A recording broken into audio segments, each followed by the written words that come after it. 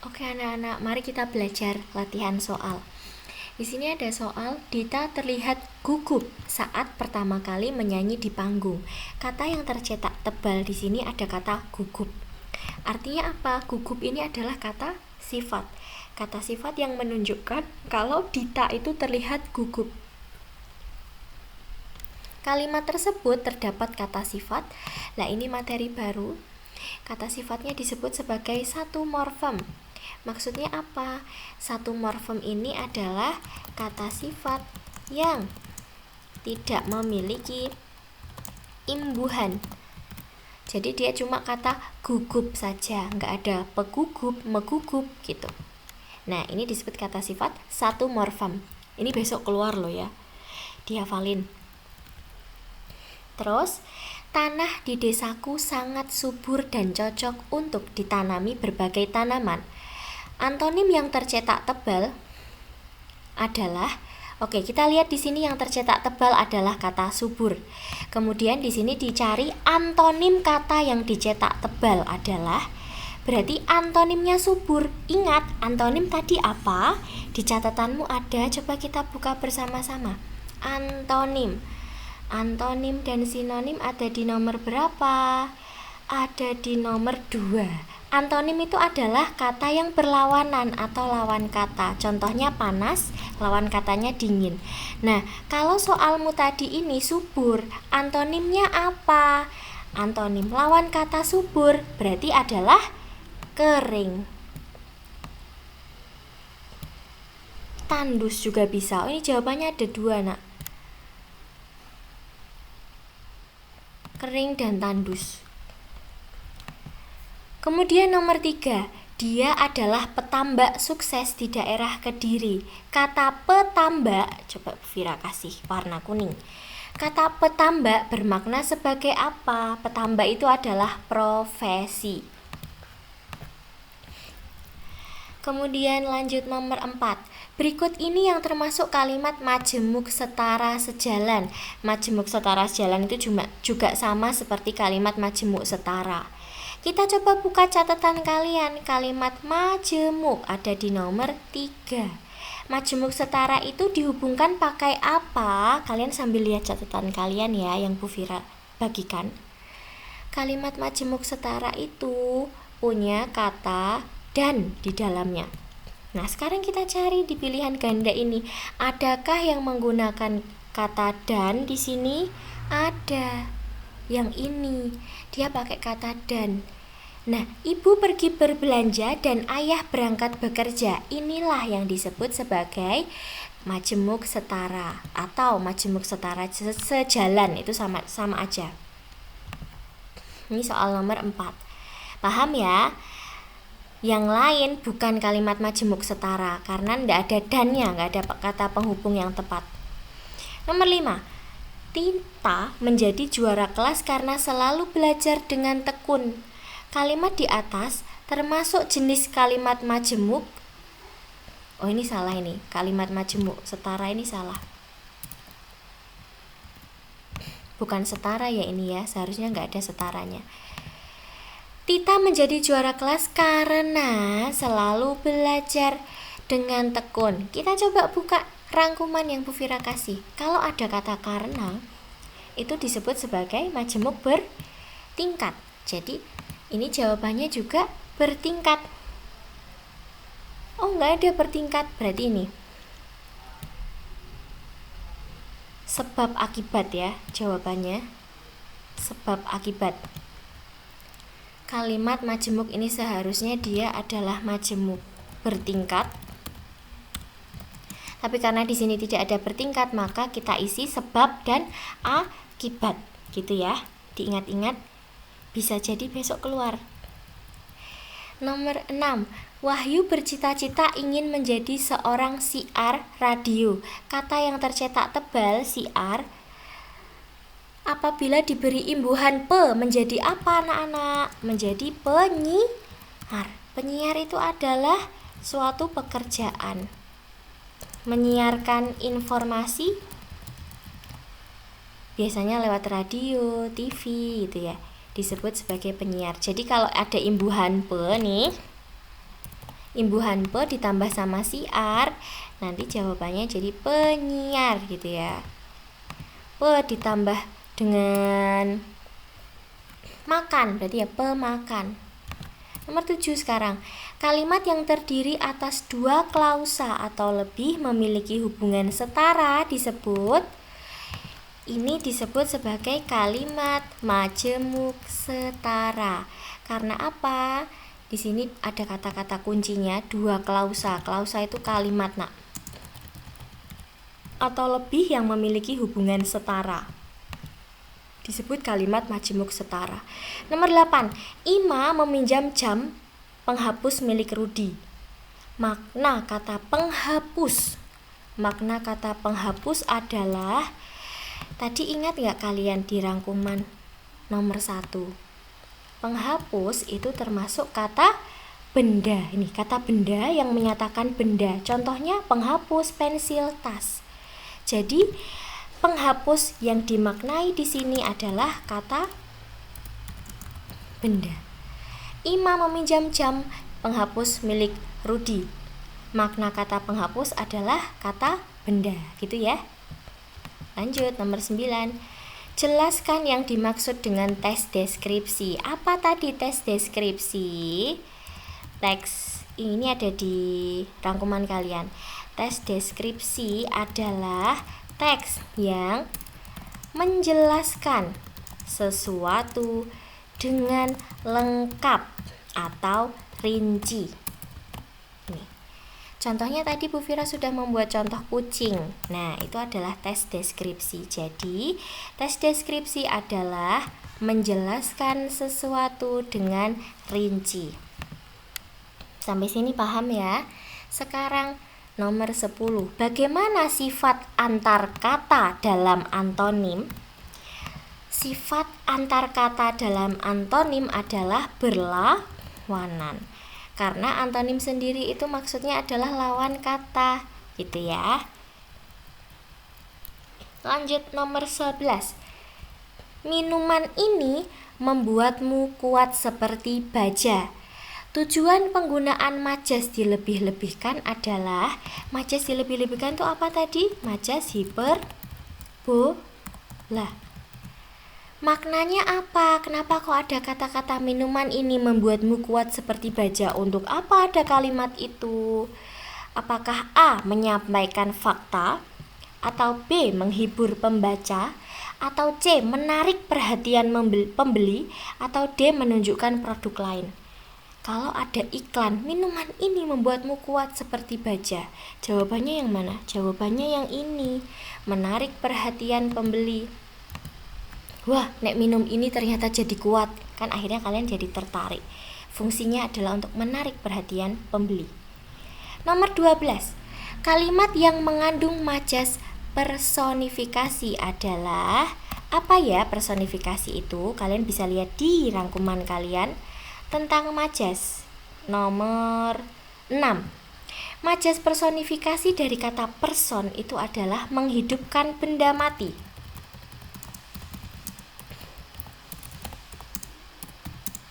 Contohnya angin berbisik lembut di telingaku. Kok bisa angin berbisik? Biasanya yang berbisik kan manusia, bukan angin. Angin itu adalah benda mati. Nah, ini dia. Angin seolah-olah dihidupkan seperti dia manusia, selayaknya manusia. Terus sekarang, kalimat yang mengandung majas personifikasi di sini yang mana? Kita cari yang menghidupkan benda mati yang mana? Yang A. Suara motor itu membelah keinginan malam. Lah ini sudah ketemu jawabannya. Suara motor, bagaimana caranya dia membelah? Membelah itu kan sifatnya, membelah itu kan kata kerjanya manusia ya. Loh, ini juga angin berbisik lembut. Ini juga majas personifikasi. Berarti ini jawabannya ada 2. Besok kalau ada kayak gini kalian boleh jawab 2 ya. Yang ke-13. Ia adalah bunga desa. Makna majas metafora itu adalah, tadi Bu Fira sudah tuliskan ya. Metafora itu adalah majas yang membandingkan secara langsung. Contohnya ia adalah bunga desa di kampungnya. Maksud dari bunga desa ini apa? Maksudnya adalah dia yang paling cantik di desa. Berarti ini yang mana ya jawabannya? Berarti yang jawabannya adalah B, gadis cantik di desa. Gitu ya. Ia adalah bunga desa. Makna majasnya gadis cantik di desa. Kemudian nomor 14. Nilai moral cerita Kancil dan budaya buaya adalah, nilai moral tadi apa? Nilai moral adalah, kita coba buka catatannya. Nilai moral ada di nomor 7. Nilai moral adalah amanat yang berisi pesan baik dalam cerita. Jadi isinya adalah pesan baik. Nah, coba kita cari pesan-pesannya mana nih? A. Kecerdikan membantu masalah. B. Hewan hidup di sungai. C. Buaya jahat. D. Kancil curang. Ini kalau kalian pernah baca ceritanya pasti tahu. Ceritanya tuh gini, kancil dan buaya. Buaya itu kan makan kancil ya. Jadi di suatu sungai, buayanya ini mau memakan kancil. Sudah digigit kaki si kancilnya ini, sudah digigit tuh. Terus gimana?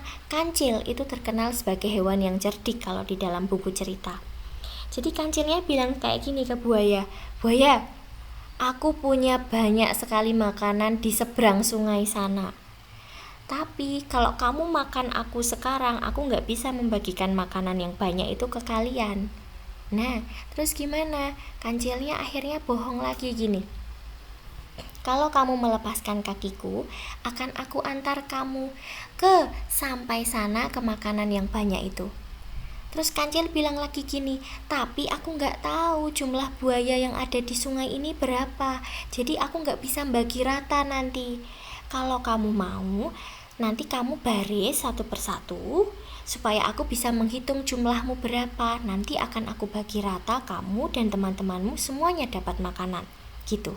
Terus habis itu buayanya tertipu, gigitannya dilepas sama buaya.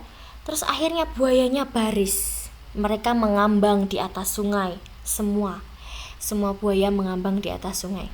Urut baris. Mau dihitung kancil katanya. Nah, kancil lewat di atasnya buaya, dia lompat di atasnya buaya sambil berhitung di atas kepalanya. 1, cetik, lompat 2, 3, lompat sampai dia sudah sampai di pinggir sungai. Setelah dia sampai di pinggir sungai, apa yang kancil lakukan? Kabur. Yang dia nggak punya makanan apa-apa sebenarnya untuk buaya. Jadi buaya itu dibohongi dalam cerita kancil ini adalah kecerdikan. Nah, jadi kancil ingin berusaha menyelamatkan diri. Gimana caranya supaya buaya melepaskan gigitannya itu? Nah, itu tadi caranya dia. Berarti ini jawabannya kecerdikan membantu masalah. Gitu ya. Terus ada kata-kata sampah plastik terurai 100 tahun lamanya. Ini tadi ada ya. Sampah plastik terurai 100 tahun lamanya di rangkuman kalian nomor 8. Coba sambil dibuka rangkumannya. Sampah plastik ini dapat terurai 100 tahun lamanya. Itu adalah suatu teks fiksi. Kenapa fiksi tadi? Karena itu adalah sebuah perkiraan. Kutipan sampah plastik termasuk teks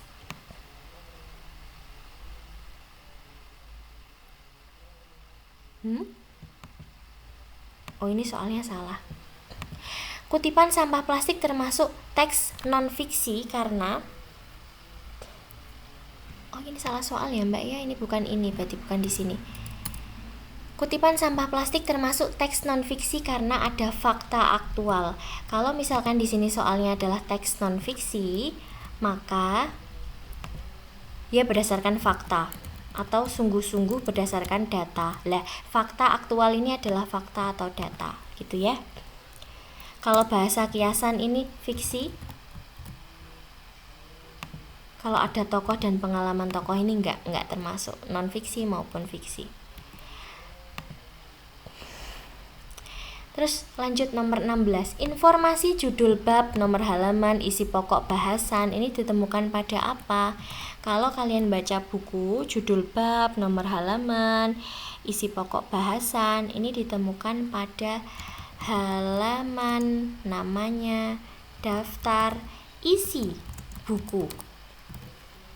Kalau kalian perhatikan buku LKS kalian nih, itu kan ada judul-judulnya terus ada nomor halamannya. Nah, itu di mana namanya? Ada di daftar isi buku gitu ya. Kalian boleh isi daftar isi saja.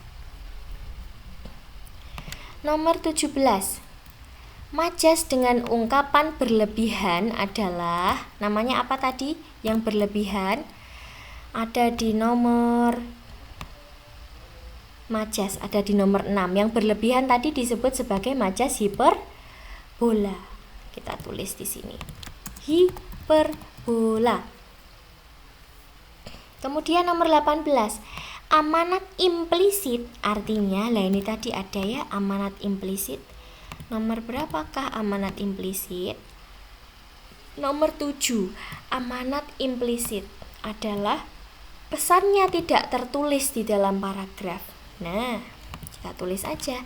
Amanat implisit adalah pesan yang tidak tertulis pada teks bacaan gitu. Besok ini ada loh nak, soalnya keluar banyak loh, kalian hafalin ya. Terus nomor 19. Tuliskan 3 contoh karya tulis fiksi. Berarti karya tulis hayalan ya. Apa contohnya? Contohnya adalah buku cerita. Karena disuruh nulis 3 ya, berarti kita tulis lagi. Apalagi buku komik. Pernah baca buku komik? Kemudian lagi ada buku cerita anak, itu juga bisa. Atau majalah, itu juga bisa. Atau novel, itu juga bisa. Pernahkah kalian baca novel, buku cerita, atau buku komik? Nah, itu adalah karya tulis fiksi. Jadi itu berupa hayalan gitu ya. Contohnya kayak tadi itu, Kancil dan Buaya. Itu dulu ada di buku cerita yang sering Bu Fira baca pas kecil. Isinya fiksi karena hayalan ya. Mana ada buaya tiba-tiba melepaskan kakinya Kancil, ya enggak lah, enggak akan dilepaskan. Nomor 20. Bagaimana intonasi membaca kutipan langsung? Ini tadi ada di rangkuman ya. Saat kamu mau membaca kutipan langsung, ini ada di sini nomor 9, bagian bawah sendiri, intonasinya lebih ekspresif saat membaca kalimat langsung. Nah, lebih ekspresif ya. Lebih ekspresif. Kalimat langsung tadi gimana toh? Kalimat langsung itu dia yang pakai tanda petik. Pakai tanda petik 2. Ini adalah kalimat langsung. Bacanya atau intonasi. Intonasi itu nada suara, nak. Nada suaranya lebih ekspresif atau bersemangat. Gitu.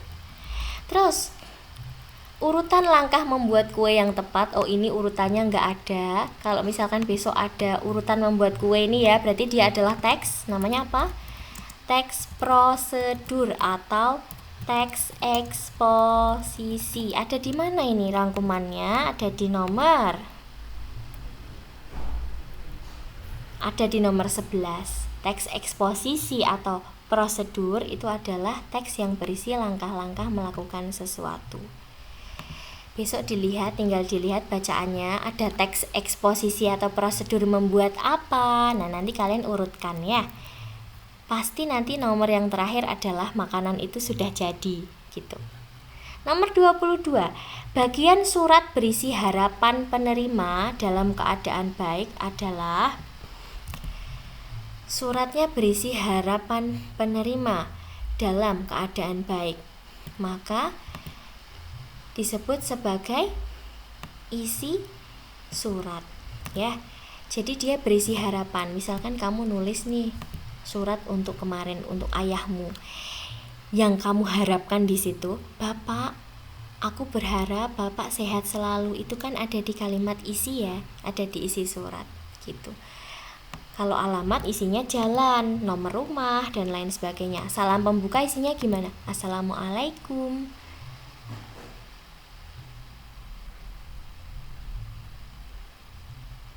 Biasanya di salam pembuka ini ada pertanyaan gini, apakah kamu dalam keadaan baik gitu. Jadi ini bertanya tentang apakah penerima berada dalam keadaan yang baik. Ya ini lebih tepat diisi surat. Terus oh ya, salam penutupnya gimana? Salam penutupnya ya wassalamualaikum gitu ya. Nomor 23. Imbuhan yang tepat kecuali memasak. Memasak ini berarti dari kata me plus masak. Dilihat ya soalnya ada kecualinya, berarti dia bukan kalimat imbuhan. Kalau ini ambillah ini dari kata ambil plus lah. Yang C buka plus kan. Yang terakhir menangis. Nah ini yang agak-agak aneh ya. Menangiskan, adakah menangiskan? Kata-kata menangiskan nggak ada ya. Menangiskan tuh nggak ada, adanya cuma menangis. Me plus tangis, adanya menangis. Kalau menangiskan itu nggak ada ya. Jadi jawabannya D, kecuali tadi soalnya. Teks prosedural bertujuan untuk apa? Kita baca di rangkumannya. Prosedural itu adalah langkah-langkah melakukan sesuatu. Berarti kalau berisi langkah-langkah melakukan sesuatu, berarti tujuannya apa nih? Tujuannya adalah untuk petunjuk melakukan sesuatu. Kalau kita baca cara membuat kue ya berarti kita mendapatkan petunjuk melakukan membuat kue gitu ya. Itu tujuannya teks prosedural. Nomor 25. Salam pembuka untuk teman yang sakit adalah, menurutmu salam pembuka baiknya yang mana kalau buat teman? Kamu boleh jawab assalamualaikum, boleh jawab hai nama teman, itu juga boleh. Ini dua-duanya betul gitu ya. Tapi memang lebih tepat yang C, hai nama teman. Tapi kalau pakai assalamualaikum itu boleh sekali, bukan salah. Kepada bapak atau ibu guru ini adalah contoh surat resmi. Dengan hormat ini juga surat resmi. Ya kamu nggak usah pakai dengan hormat. Misalkan dengan hormat Disa, nah kayak gitu nggak perlu. Kepada bapak ibu guru, kan teman-temanmu bukan guru ya. Jadi jawabannya B atau C gitu. Bagian surat berisi tanggal dan tempat ditulis disebut. Bagian surat berisi tanggal dan tempat ditulis disebut.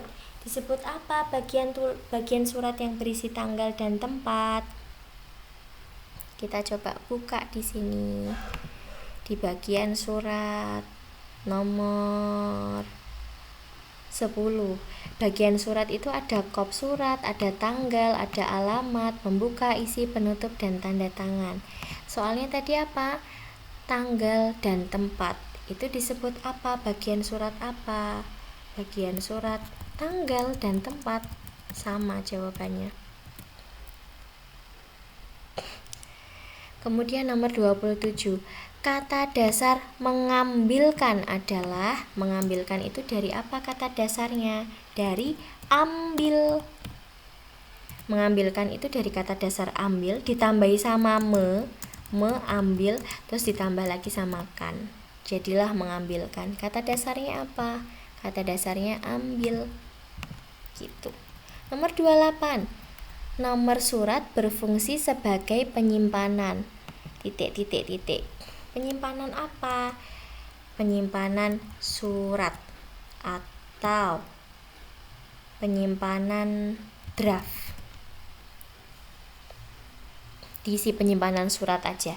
Nomor surat itu berfungsi sebagai penyimpanan surat atau draft. Jadi biasanya di kantor-kantor apapun itu ada nomor surat. Nah, nomor surat itu di sini nih. Nomor 10. Nah, nomor 800-024-412.2 itu adalah nomor surat. Nomor surat itu berfungsi sebagai apa? Dia menyimpan surat atau draftnya. Jadi kita punya dokumennya. Kita punya, oh tanggal sekian kita buat surat ini gitu. Itu fungsinya nomor surat ya. Berfungsi sebagai penyimpanan dokumen draft atau penyimpanan surat. Nomor 29. Buat teks prosedural cara membuat minuman kesukaanmu. Nah, ini gampang ya. Kalian bisa bikin cara membuat jus mangga misalkan. Berarti nomor 1 nanti kalian gini. Siapkan mangga dan blender gitu misalkan. Kalian buat sampai selesai ya, jangan cuma siapkan mangga dan blender. Gimana orang minum, masa mangga sama blender diminum, kan enggak. Kalian buat sampai selesai. Teks prosedural itu harus dibuat dari awal sampai selesai, sampai orang-orang meminumnya atau memakannya. Nomor 30, apa fungsi kop surat pada surat dinas? Kop surat itu yang ini tadi nih. Sarah, kira-kira fungsinya apa ya? Kop surat itu tuh dia ada alamatnya, ada judul sekolahnya. Jadi fungsinya apa dong? Fungsinya untuk, di sini ada nih, di atas nih. Penerima bisa menghubungi pengirim dengan mudah. Nah, itu fungsinya. Fungsinya untuk menghubungi dengan mudah atau menghubungi penulis dengan mudah. Kalian bisa isi kayak gini aja, nggak usah panjang-panjang. Apa fungsi kop surat? Untuk menghubungi penulis dengan mudah. Lanjut nomor 31. Kalimat utama paragraf tanaman hias. Oh, ini kalimat paragrafnya nggak ada. Tapi kalau besok misalkan ada soal kayak gini ya, kalimat utama. Kalimat utama itu berarti dari awal huruf A sampai kalian cari titiknya di akhir, itu adalah kalimat utama, gitu ya.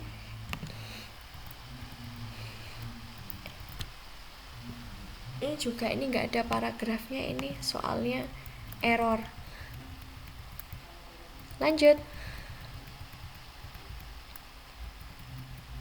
Nomor 33. Makna idiom tangan dingin adalah apa ya? Makna idiom tangan dingin. Coba kita buka idiom tadi ada di mana? Nomor idiom. Nomor 13. Idiom itu adalah makna lain dari ungkapan. Contohnya adalah tadi buah tangan, besar kepala, panjang tangan, dan lain sebagainya. Nah, di sini soalnya apa? Tangan dingin. Maknanya apa tangan dingin? Maknanya apa ya? Kalian pernah tahu nggak makna tangan dingin?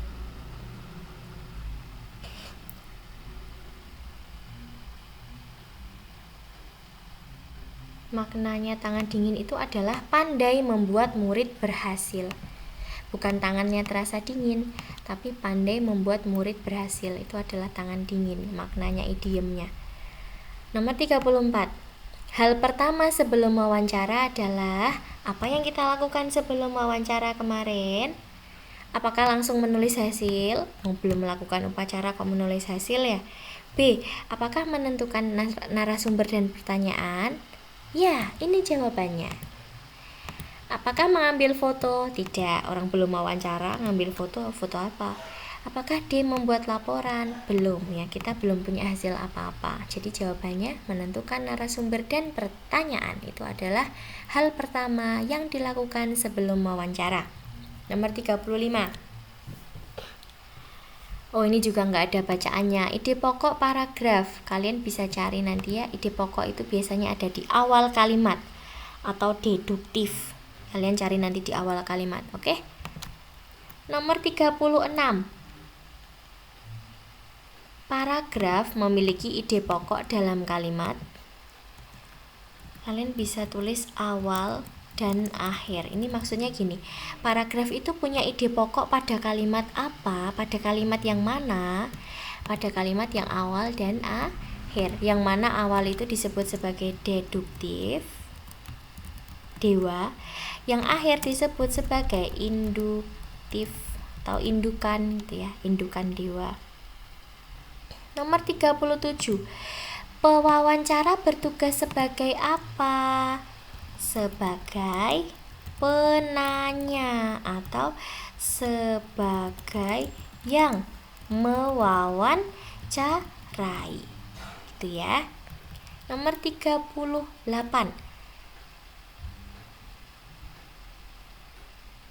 Kok gini soalnya? Sebentar. Bu Fira bukain.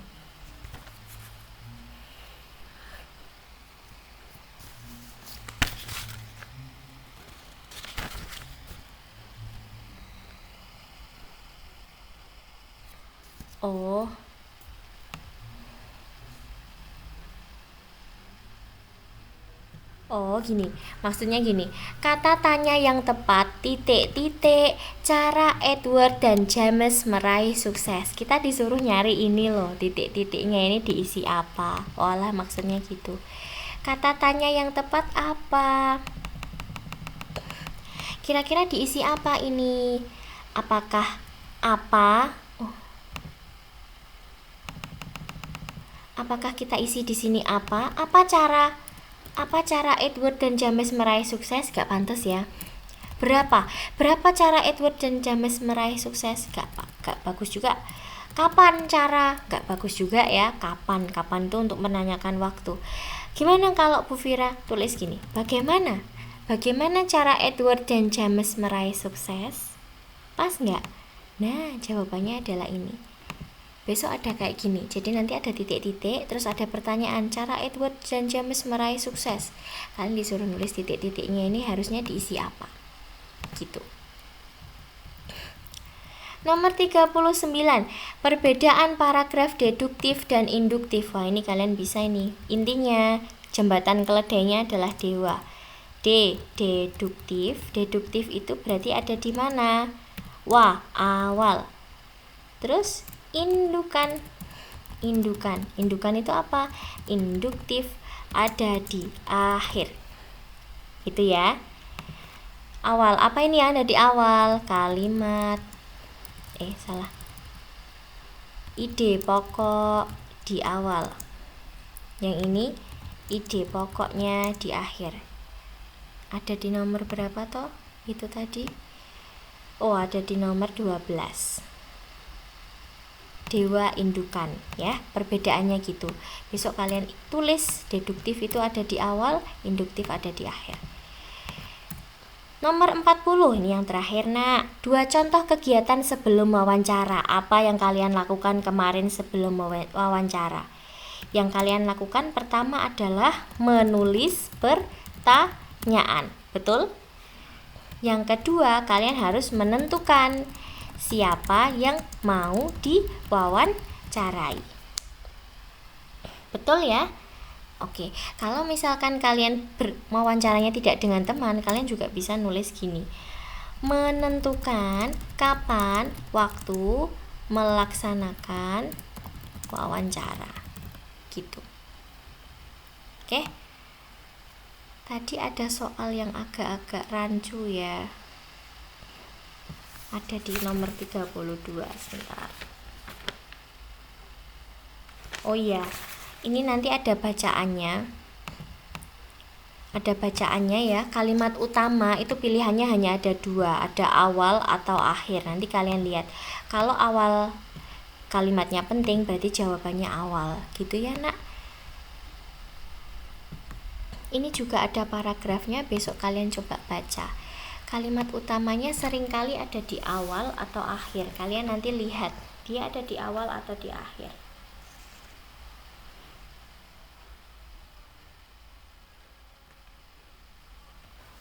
Bu Fira tulis aja wis, biar kalian bisa. Nomor 31 ya. Tanaman hias. Tanaman hias kini banyak digemari masyarakat. Selain memperindah rumah, tanaman juga membuat udara jadi lebih segar. Karena itu banyak orang mulai menanam bunga di halaman rumahnya. Oke. Kalau ada sebuah cerita seperti ini, ya ini cerita singkat. Kalimat utamanya ada di mana? Kita coba baca, Pak. Tanaman hias kini banyak digemari masyarakat. M-nya kecil. Selain memperindah rumah, tanaman juga membuat udara jadi lebih segar. Karena itu, banyak orang mulai menanam bunga di halaman rumahnya. Menurutmu, mana kalimat utamanya di sini? Kalimat utamanya adalah yang awal. Tanaman hias kini banyak digemari sama masyarakat. Berarti jawabannya yang B. Gitu. Kenapa nggak menanam bunga, Bu? Tidak, karena di dalam paragraf ini intinya tanaman hias itu banyak digemari oleh masyarakat. Digemari itu apa toh, Bu? Digemari itu disukai. Jadi tanaman hias sekarang tuh banyak disukai sama masyarakat. Nah, terus di sini dijelaskan kenapa bisa disukai. Ternyata karena bisa memerindah rumah dan juga bisa membuat udara jadi lebih segar. Nah, terus sekarang dijelaskan lagi. Karena itu banyak sekali orang mulai menanam bunga di halaman rumahnya. Gitu. Kalimat utamanya tanaman hias digemari. Nomor 32. Bu Fira tulis lagi. Bu Rani menanam sayur di pekarangan rumahnya. Pak Danu memelihara ikan di kolam kecil. Anak-anak kampung Leoni, anak-anak kampung juga menanam bunga di halaman rumahnya, di halaman rumah mereka. Jadi warga kampung itu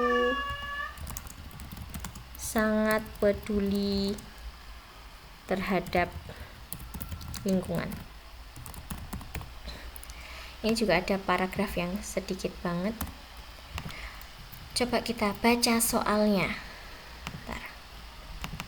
Soalnya, kalimat utama paragraf Bu Rani berada di, kalimat utamanya ada di mana? Kita coba baca. Kalimat utamanya ada di mana? Bu Rani menanam sayur di pekarangan rumahnya.